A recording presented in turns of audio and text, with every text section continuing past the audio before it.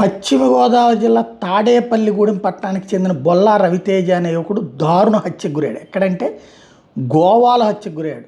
తాడేపల్లిగూడెంలోని 6వ వార్డుకు చెందిన 5గురు కుర్రోళ్ళు కలిసి 3 అమ్మాయిలు కలిసి గోవా ట్రిప్కి వెళ్ళారట. అయితే అక్కడ ఏదో రేట్లకు సంబంధించి, అంటే ఆ హోటల్లో రూమ్ రేట్లకు సంబంధించి ఏదో తేడా వచ్చిందట.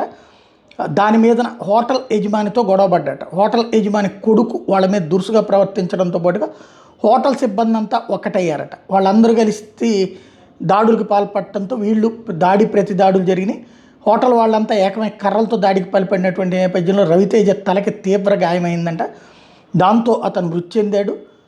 ఈవేళ అతని మృతదేహాన్ని తాడేపల్లిగూడెం చేరుకోవడంతో సరదాగా వెళ్ళినటువంటి తమ బిడ్డ ఇట్లా అయ్యాడన్నటువంటిది చెప్తా ఇవాళ గోవాని బాయ్కాట్ చేయమంటూ ఒక ఉద్యమాన్ని ప్రారంభించారు. గోవాకి అందరం సరదా అనుకుని వెళ్తున్నాం, తీరా చూస్తే అక్కడ ఇట్లాంటి పరిస్థితులు తలెత్తుతున్నాయి అంటూ యువకులు ఇప్పుడు కొత్త నినాదాన్ని తెర మీదకి తీసుకుని వచ్చారు ఉమ్మడి పశ్చిమ గోదావరి జిల్లాలో.